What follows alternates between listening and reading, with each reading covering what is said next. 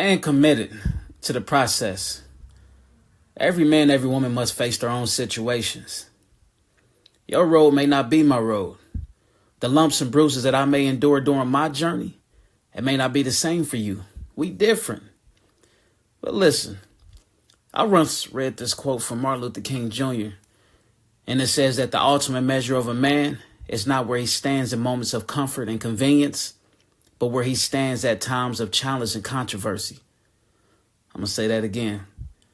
The ultimate measure of a man is not where he stands in moments of comfort and convenience, but where he stands at times of challenge and controversy. Everybody knows how it feels to accomplish something great in life, whether that's a big purchase, house, car, you name it. Small purchase, clothes, shoes, education, getting that degree, walking that stage, feel good, right? Feel good, don't it? Now imagine the flip side of that situation, your car being at repossession status, the lender starting the process to foreclose on your home. That's crazy, right? You lost your job, so now that expensive pair of shoes and that clothing, that jeans that you wanted, that you had your eye on, now it has to be pushed back due to life circumstances. Just think about it. Just think about it. When it all fails, that's just the reality of it all. All the praises and accomplishments and success and glitz and glamour that we all like and we all love, imagine that now being in jeopardy. And now everything is rocky around you. Everything's falling. You don't know what to do. You're at your lowest point and you don't know where to turn to. Now that's the spot. That's the spot right there. So what you gonna do? Don't fold under pressure. And crying is definitely not gonna fix the situation. So what's next?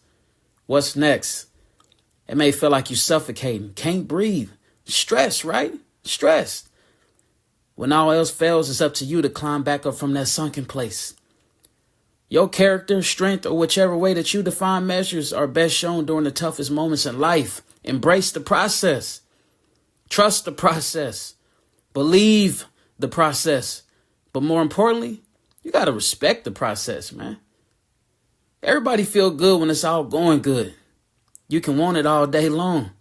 But when the conditions and circumstances change and friends become distance, because let's be honest, we all don't have friends that want the best for us, right? I mean, maybe just one or two realistically. Let's just be honest. So for the ones that don't want the best for you, they sit back and they wait patiently, waiting for the drop. Hell, to be honest, family too. Everybody is there when it all goes good. But as soon as you take that drop, pay attention to the room, y'all. Pay attention to the room. Hear me out. Focus. Pay attention to how less your phone ring. Pay attention to those text messages that you normally get about hanging out and turning up and let's go out, let's do this. They're going to stop rolling through. They're going to get real quiet. It's real quiet. People still talking. The difference is it's about you. And I'm not saying all. But some people in your circle don't want you to win. Or let me revise that. They don't want you to outpace them. So when I ask you, can you stay committed to the process of knowing when it all falls around you? Can you find it inside you to storm back with a vengeance? It's easy to complain because there's no effort in that. Ain't no effort involved. It's free. It's easy to complain. The easiest thing to do in the world is to be negative. That's easy too. It's all about perspective and how you view and see things because it's life and none of us is perfect. We all struggle at one point with something, you know. I say character is built through opposition, challenges, through adversity in times of uncertainty.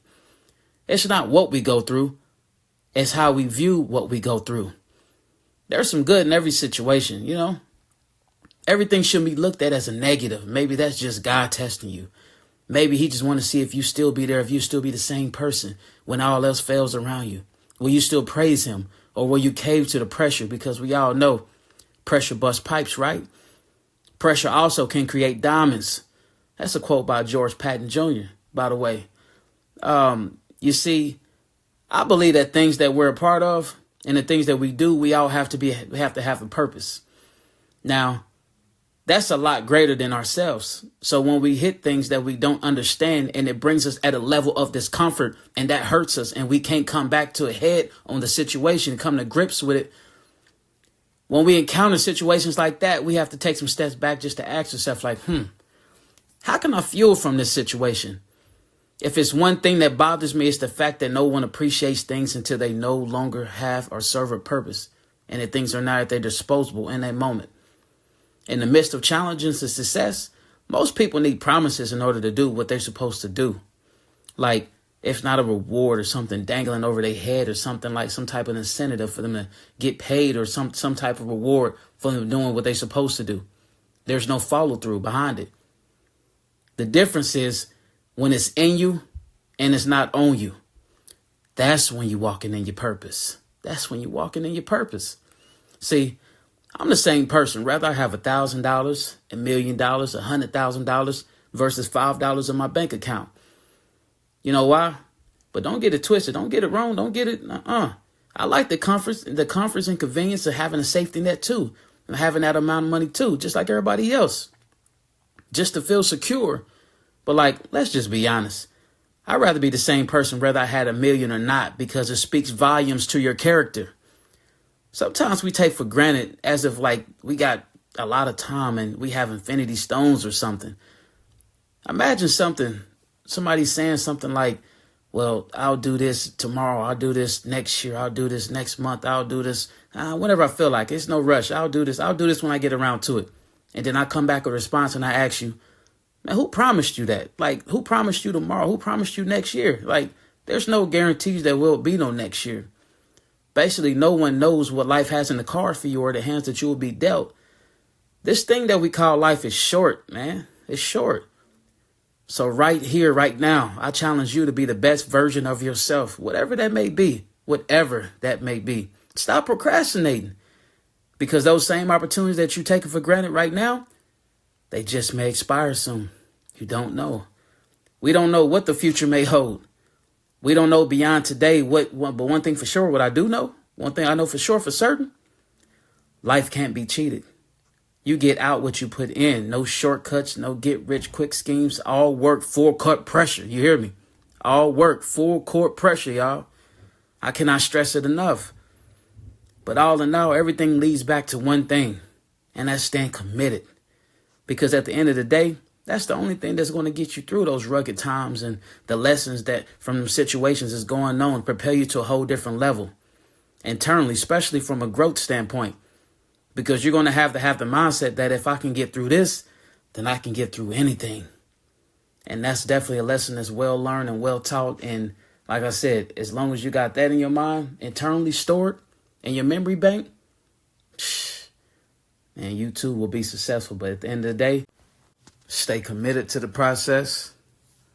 Keep your best foot forward and stay 10 toes down. Until next time, peace.